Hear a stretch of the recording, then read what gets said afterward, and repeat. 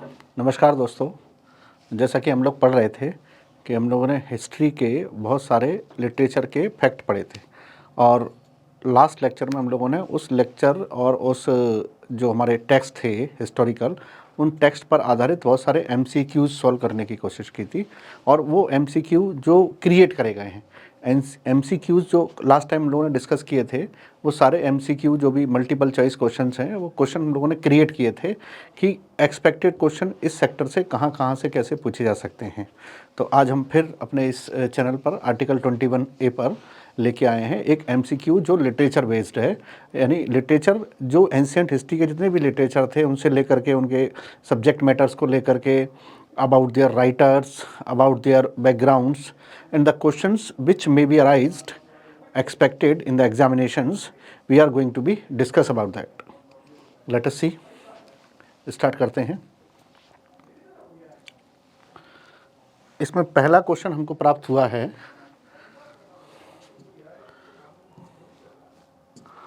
Who was King Sudas? If you are getting properly, we have discussed in our lecture that King Sudas was head of Bharat Kabila according to Rigved. He was head of Bharat Kabila who had fight with Puru Kabila, and the Kabila of Puru was supported by 10 peoples. So the battle is known as the Battle of Dasrajan. तो battle is known as Dasrajan on the bank of river Parushni. ये जो युद्ध हुआ king Sudas ने, और king Sudas के mentor कौन थे? Vashishtha. Vashishtha was mentor and उनके कबीले का नाम क्या था? भरत। और इस कबीले ने किसको पराजित कर दिया? पुरु कबीले के 10 राजाओं को पराजित कर दिया।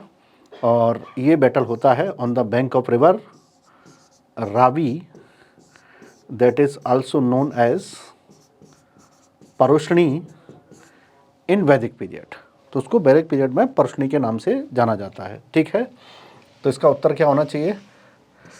ही वॉज किंग ऑफ भरत कबीला।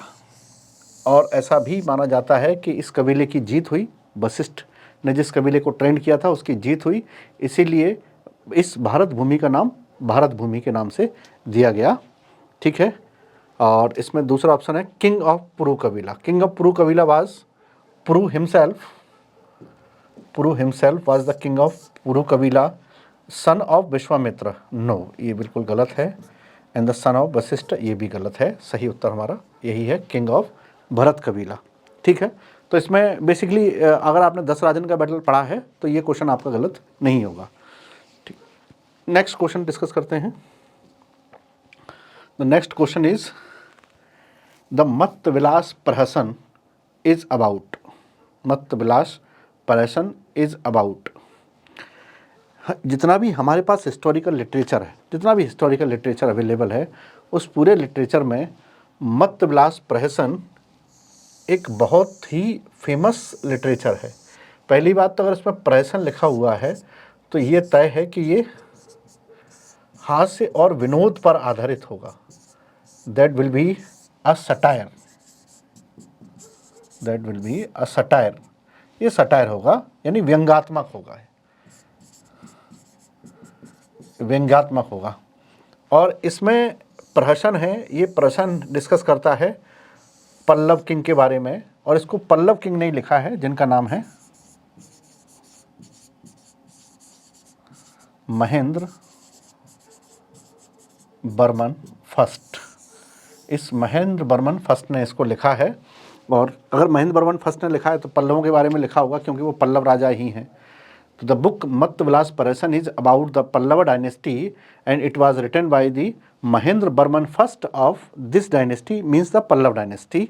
And the book discuss about architectural and political system followed by the Mahendra Barman. Mahendra Barman has been the most prolific rulers of Pallavas who patronage great culture, great art, architecture.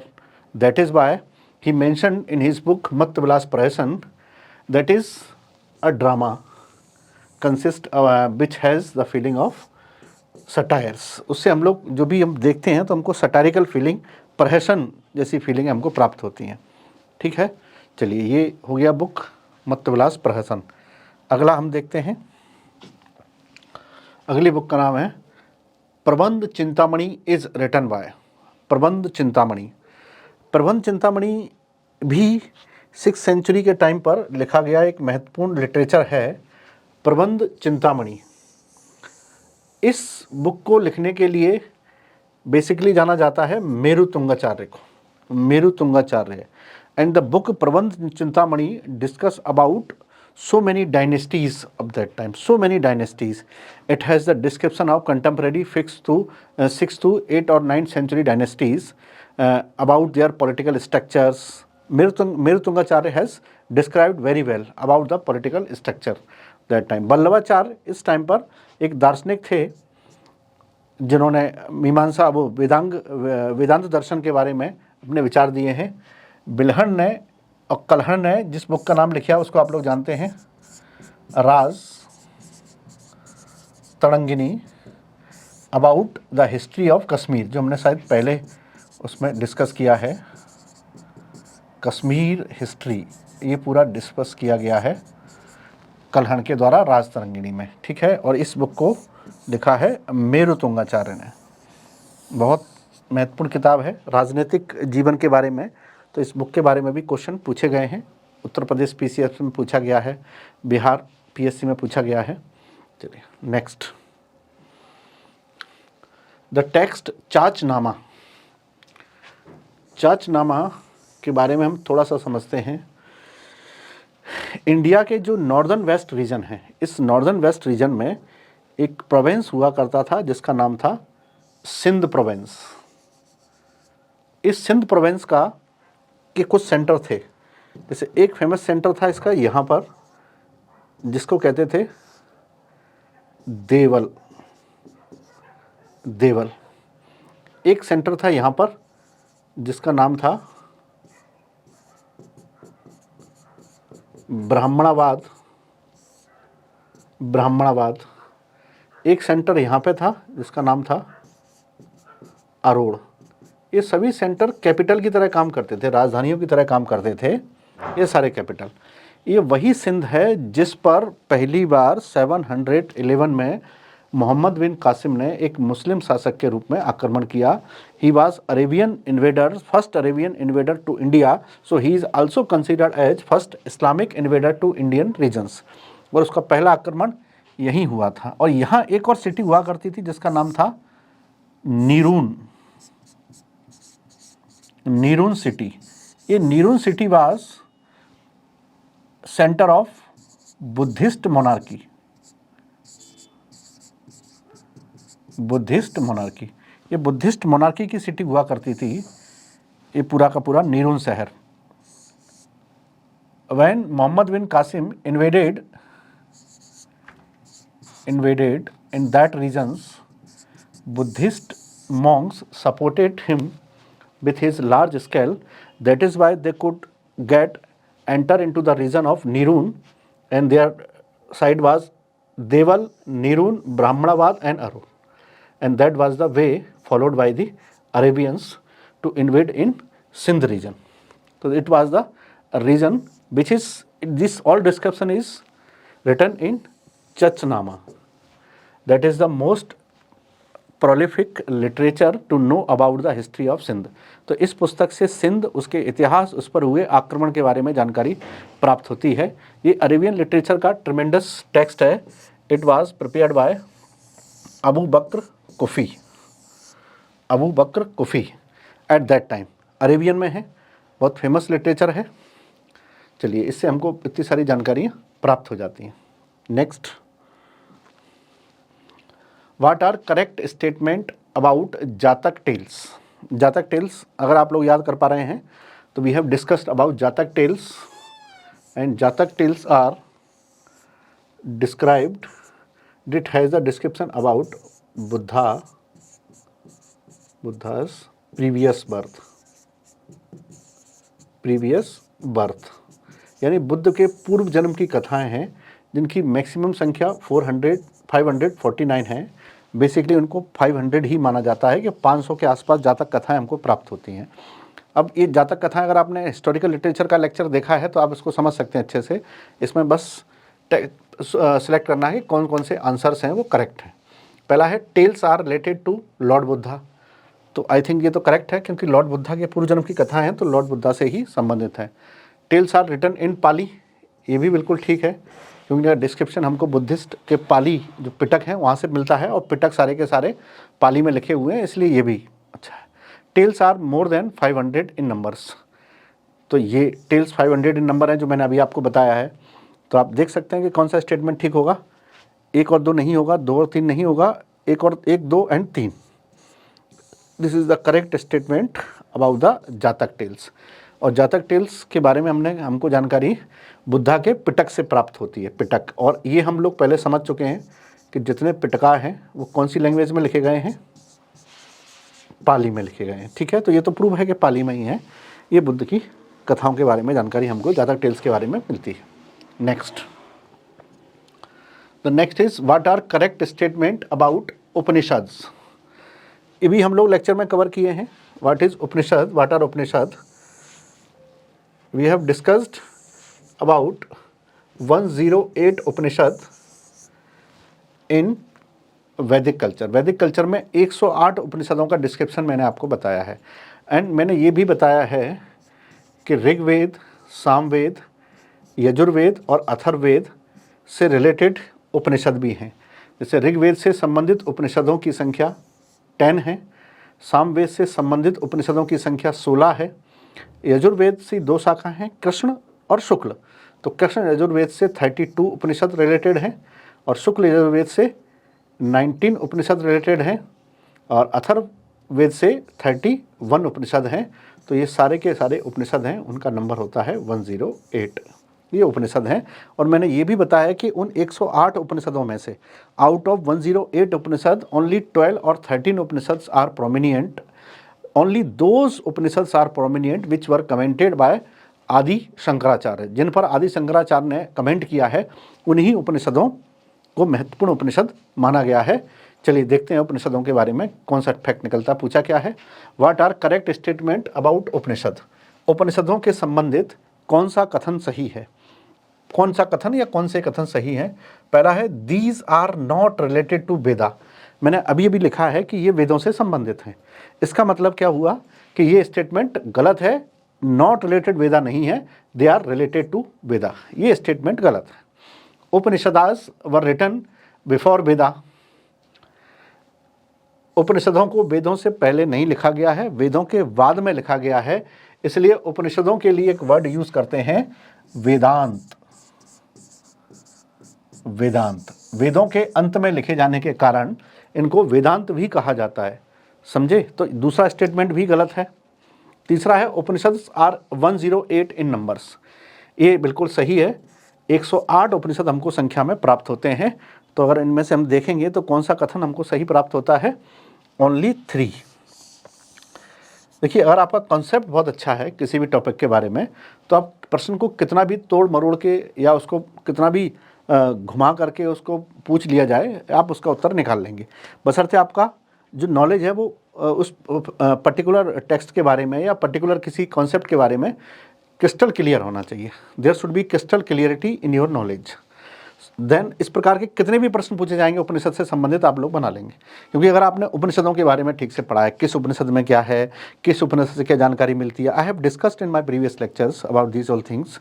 तो अगर आप इसको देखेंगे तो आपको ये सब जानकारियाँ प्राप्त हो जाएंगी। ठीक है, और यही नहीं, कहीं से भी पढ़ेंगे आप तो उसको क्रिस्टल क्लियर करने की कोशिश करेंगे। जनरली हम लोग ऑब्जेक्टिव याद करते हैं। ऑब्जेक्टिव याद करने से कुछ नहीं होता। ऑब्जेक्टिव इज ए टेस्टर, एक टेस्टर होता है कि हम जो पढ़े हैं वो ठीक से हम लोग कर पा रहे हैं कि नहीं कर पा रहे।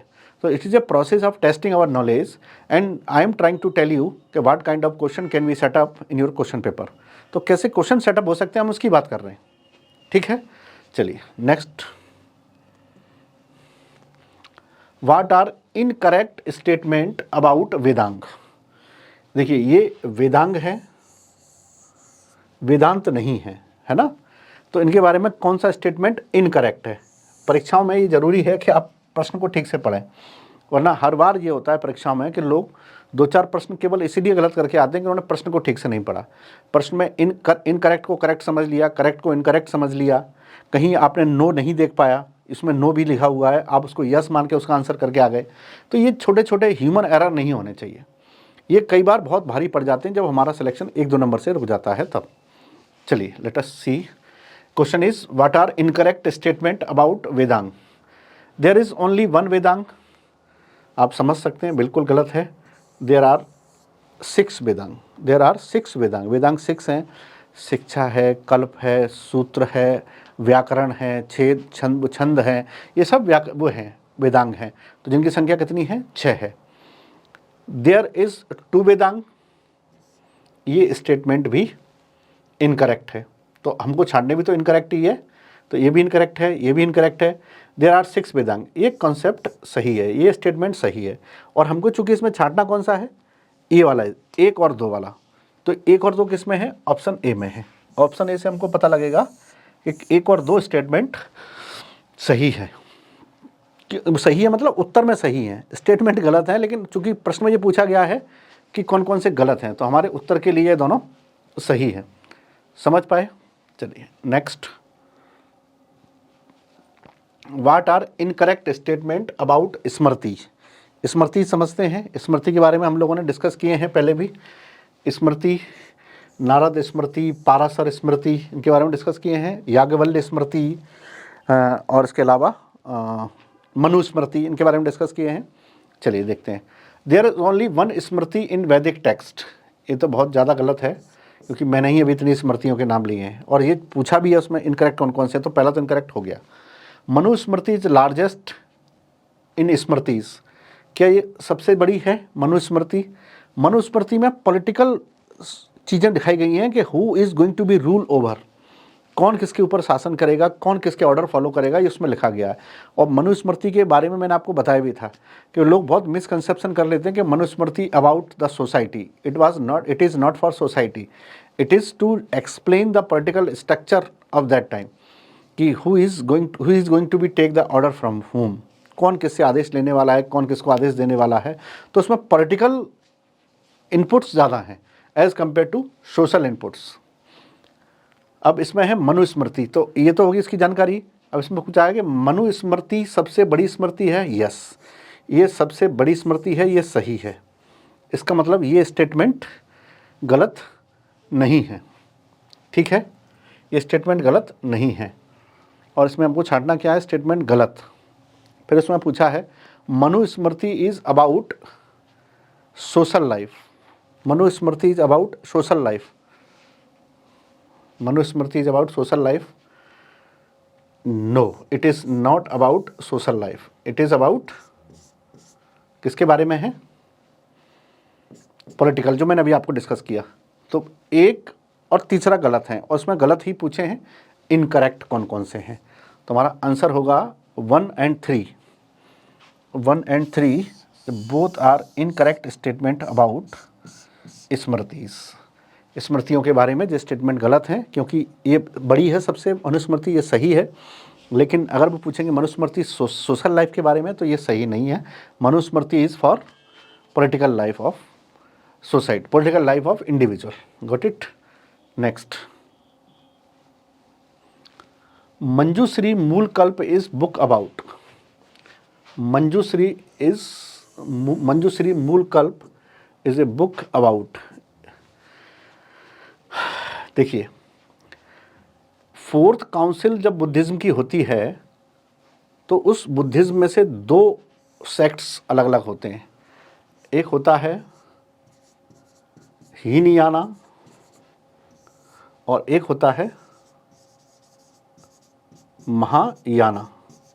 ये 2 टेक्स्ट अलग अलग होते हैं उसमें से, ठीक है। जो महायान है वो पॉपुलर कहाँ होता है? नॉर्दर्न रीजन्स में, और हीनयान होता है साउथ रीजन में पॉपुलर होता है। और इसी महायान में बहुत सारे अलग अलग आइडियोलॉजी निकलती हैं, और उन्हीं आइडियोलॉजी को प्रमोट करने के लिए एक बुद्धिस्ट मॉन्क होते हैं महायान के, जिनका नाम है मंजूश्री। मंजूश्री, तो उन्होंने ही बुद्धिज्म की कुछ अपनी यादें हैं, कुछ उनको उन्होंने स्क्रिप्ट बनाई है उनको लिखा है उन्होंने लोगों को बताने के लिए। His experience about Buddhism is called Manjushri Mula Kalpa, यानी वो बताना चाहते हैं कि ये कल्प के रूप में हमको प्राप्त हुई हैं। तो ये बुद्धिज्म से संबंधित है। अगर प्रश्न थोड़ा सा टिल्ट होता है तो पूछेगा बुद्धिज्म के कौन से सेक्ट से है, तो आप समझ जाएंगे महायान सेक्ट से है। तो Manjushri Mula Kalpa is about Mahayana sect of Buddhism which has description about Buddhist Mahayana sect and its rules and regulation during the period of Manjushri के टाइम पर इनको लिखा गया। मंजूश्री मतलब एक बुद्धिज्म के एक महायान सेक्ट के बोधिसत्व भी रहे हैं। ठीक है, चलिए नेक्स्ट है the Ramayana of Valmiki was written in which language.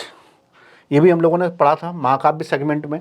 महाकाव्य सेगमेंट में ये देखा था कि हमारे पास जो महाकाव्य हैं, एपिक्स हैं, उन एपिक्स में दो एपिक हमको मिलते हैं, एपिक टू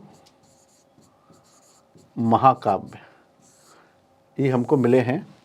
इसमें एक मिला है रामायण और एक मिला है महाभारत। ठीक है, रामायण का अगर कोई पूछेगा कि मूल नाम क्या है उसका, तो उसका मूल नाम है चतुर्विंशति संहिता, ये उसका मूल नाम है। और अगर महाभारत के मूल नाम की बात करेंगे तो महाभारत का मूल नाम है जय संहिता। ये इन दोनों ही ग्रंथों के मूल नाम है। ठीक है, जय संहिता महाभारत, चतुर्विंशति संहिता ये है रामायण है। अब रामायण को कितने सेगमेंट में डिवाइड किया गया है? रामायण के मैंने कई वर्जन बताए। एक है वाल्मीकि रामायण, ये किस लैंग्वेज में है?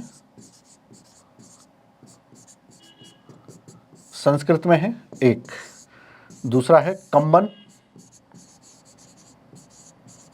कंबन का रामायण, ये कौन से में है? तमिल रामायण है। और एक है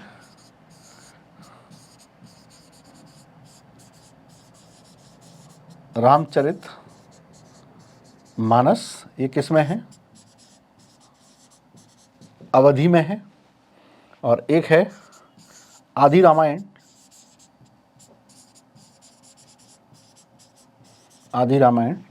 और इसको कहते हैं काकभुसुंडी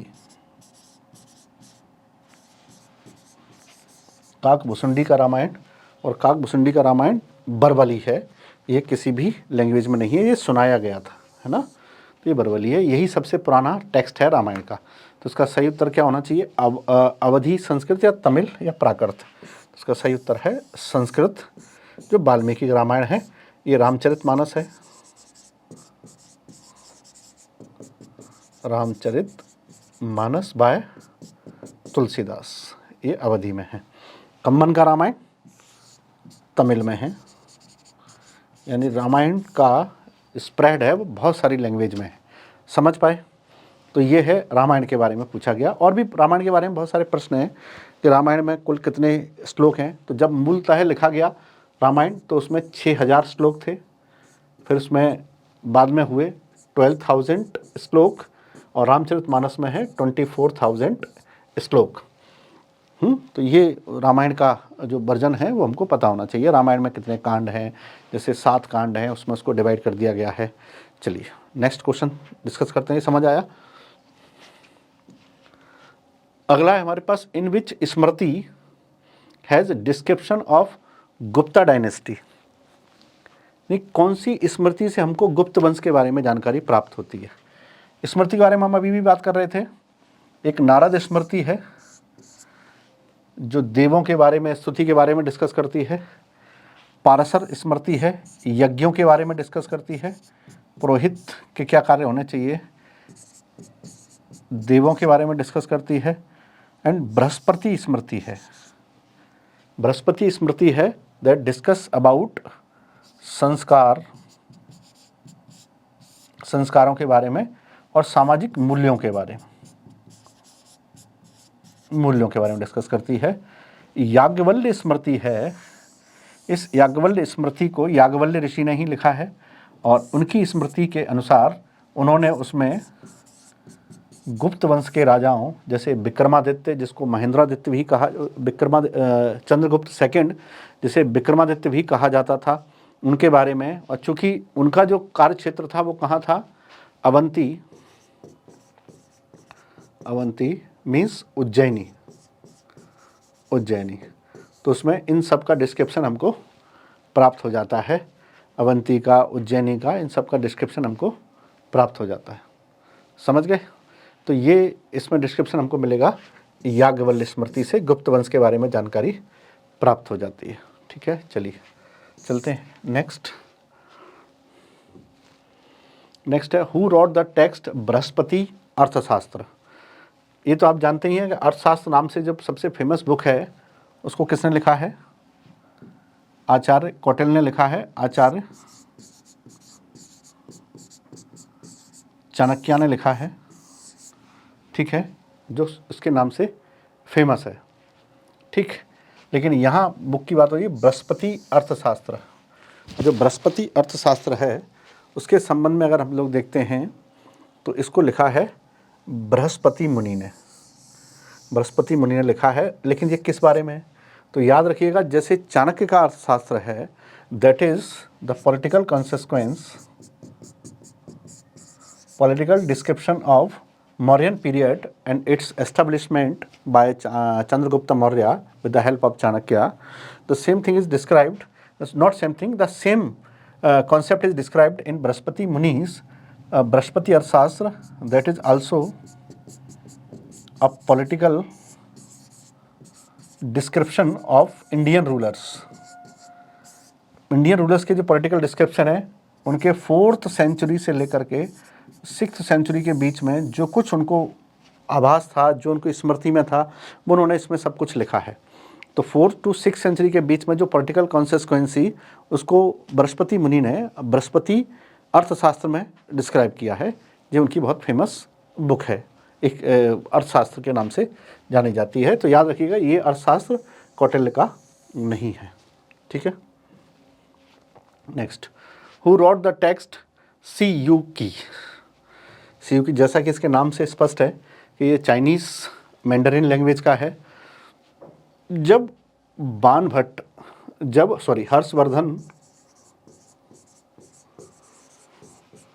हर्षवर्धन राजा थे जो कि पुष्यभूति वंश के थे, तो उनके टाइम पर एक चाइनीज़ ट्रेवलर इंडिया आया जिसका नाम था हेनसांग।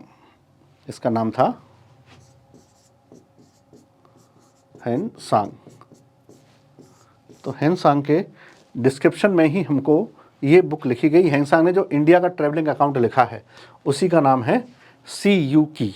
उनका यात्रा वृत्तांत को सीयूकी के नाम से जानते हैं हेनसांग को कई नामों से जानते हैं। उनको प्रिंस ऑफ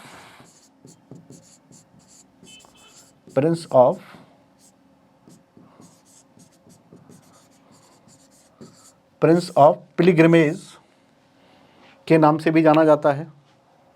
नेक्स्ट, इनका जो ऑटोबायोग्राफी है वो एक चाइनीज़ ने लिखा है जिनका नाम है हुई ली ने उनकी ऑटोबायोग्राफी लिखी है। और इन्होंने भारत में 10 वर्ष व्यतीत किए थे और इन 10 वर्षों में से लगभग 6 वर्ष इन्होंने नालंदा में अध्ययन भी किया है। तो इनके बारे में बहुत सारी जानकारियाँ हैं। जैसे हम लोग देखते हैं कि एक तो ये किसके शासनकाल में आए, तो ये हमको ज्ञात होना चाहिए। इन्होंने जो इंडिया का जो ट्रैवलिंग अकाउंट लिखा है इसको कहते हैं हिंदी में यात्रा वृत्तांत।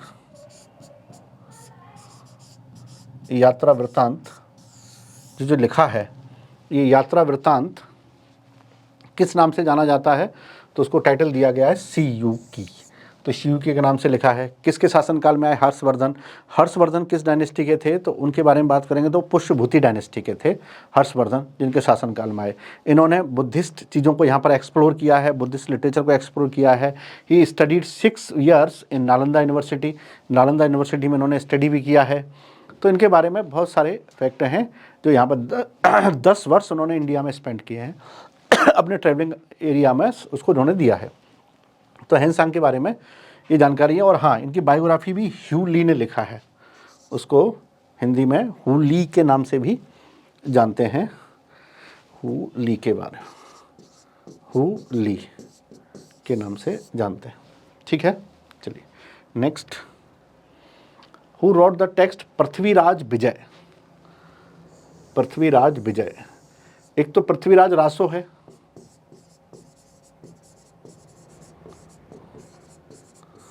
पृथ्वीराज रासो, इसको लिखने वाले हैं चंदवरदाई।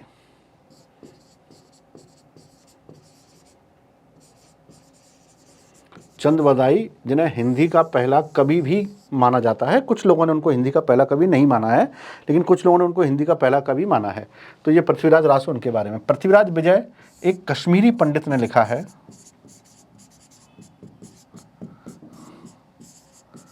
कश्मीरी पंडित, एक मिनट, कश्मीरी पंडित ने इनके बारे में लिखा है। और इस बुक का लिखने वाले कश्मीरी पंडित हैं जिनका नाम है जयानक। जयानक ने इसमें लिखा है और ये लगभग 9th और 10th सेंचुरी के आसपास लिखा गया है। इसमें लिखा क्या है पृथ्वीराज विजय में? पृथ्वीराज विजय में इन्होंने इंडिया में जो भी राजा थे जिन्होंने इंडिया पर होने वाले इन्वेजन को फेस किया है, उस संबंध में इन्होंने लिखा है। क्योंकि कश्मीर इंडिया का वो रीजन था जिस रीजन से बहुत सारे इन्वेजन्स होते थे। तो he explained various invasions made to India during ancient time. तो उन्होंने उसके बारे में लिखा है कि किस किस इन्वेजन से कहाँ कहाँ से भारत की सीमा पर खतरे थे, उन खतरों के बारे में उन्होंने इसको लिखा है। तो ये कश्मीरी पोइट थे जिनका नाम था जयानक, इन्होंने इसको लिखा है पृथ्वीराज विजय। तो पृथ्वीराज रासो चंदवरदाई का है, पृथ्वीराज विजय है वो जयानक का है। ठीक है, चलिए नेक्स्ट। नेक्स्ट हमारा हु रॉट द टेक्स्ट बसंत विलास? बसंत विलास, बसंत विलास भी एक अच्छा टेक्स्ट है जिसको बालचंद्र ने लिखा है। बालचंद्र द्वारा लिखी गई बुक है। अब इसका नाम बसंत विलास है। तो विलास का मतलब होता था कि राजा के दरबार के बारे में लिखी गई कहानियाँ होती थी, जिसमें दरबारी गतिविधियों, संस्कृति, कल्चर, इन सब का डिस्क्रिप्शन होता था मिला जुला। ये किसी भी पॉलिटिकल और इकोनॉमिक कंटेक्स्ट में लिखी गई किताबें नहीं होती थी। तो बसंत विलास दरबार की गतिविधियों के बारे में लिखी गई किताब है और इसमें पल्लवों का काफ़ी उल्लेख प्राप्त होता है। इसमें पल्लवों का काफ़ी उल्लेख प्राप्त होता है बसंत विलास में। पल्लव डायनेस्टी के बारे में बहुत सारी जानकारी यहाँ से प्राप्त होती है। चलिएगा नेक्स्ट। नेक्स्ट इज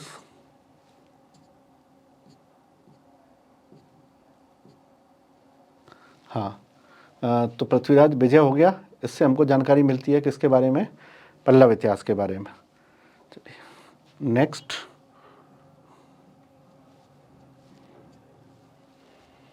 अगली बुक है हु रॉट कुमारपाल चरित? कुमारपाल चरित ये भी ऐतिहासिक किताब है जिससे हमको बहुत कुछ जानकारी मिल जाती है। और इसके जो राइटर हैं उनका नाम है हेमचंद्र। हेमचंद्र। इस बुक में बहुत सारी जानकारियाँ दी गई हैं। ये बुक कभी परमार वंश के बारे में भी इसमें जानकारी है, इसमें चालुक्य वंश के बारे में भी जानकारी है। तो इसमें परमार और चालुक्यों के बारे में जानकारियाँ प्राप्त होती हैं। परमार और चालुक्य हेमचंद्र द्वारा लिखा गया है कुमारपाल चरित। अच्छी पुस्तक है जिससे हमको तात्कालीन समय की जानकारियाँ प्राप्त भी हो जाती हैं ना। नेक्स्ट। हु रॉट अवंती सुंदरी कथा? अवंती सुंदरी कथा ये इतिहास को जानने की पुस्तक है जिसको महाकवि दंडिन ने लिखा है, जिनको दंडी के नाम से भी जाना जाता है। इस पुस्तक में भी पल्लवों के बारे में लिखा गया है और पल्लवों की क्या ना उसको ब्रेवरी, पल्लवों ने किस प्रकार डेक्कन के रीजन में और साउथ के रीजन में अपनी डायनेस्टी को एक्सप्लोर किया है, ये सब दंडी ने उसको परिभाषित किया है। तो दंडी द्वारा लिखा गया एक महत्वपूर्ण ग्रंथ है जिसमें पल्लवों का इतिहास हमको प्राप्त होता है, जिसे अवंती सुंदरी कथा के नाम से जाना जाता है, क्योंकि एक नाटक के रूप में लिखा गया है। चलिए, आज हम लोगों ने ये 20 क्वेश्चन लगभग डिस्कस किए हैं। इस क्वेश्चन से हमको जानकारी मिली कि किसी भी टेक्स्ट को पढ़ते हैं तो उससे संबंधित परीक्षा में प्रश्न कैसे पूछे जाते हैं। तो हम लोगों ने ये टेक्स्ट पढ़ लिए हैं। अब हम इतिहास की सीरीज़ को आगे बढ़ाएंगे। अब उसमें हम लोग एक क्लास और एक सेशन लेंगे जहाँ से हिस्ट्री के किसी टॉपिक को कवर करेंगे, फिर उस टॉपिक से संबंधित ऑब्जेक्टिव MCQ को आपके लिए लेके आएंगे। तब तक के लिए धन्यवाद। और आर्टिकल 21A चैनल पर आप लोग देखते रहिएगा कि हम लोग किस प्रकार से हिस्ट्री की चीज़ों को सिंप्लीफाई करेंगे। हिस्ट्री नहीं, और भी जितने भी विषय हैं उन सब की सारी चीज़ों को हम सिंप्लीफाई करने की कोशिश करेंगे, ताकि अब उन्हें एग्ज़ाम के लिए ठीक ठीक याद रख सकें। चलिए, थैंक यू वेरी मच।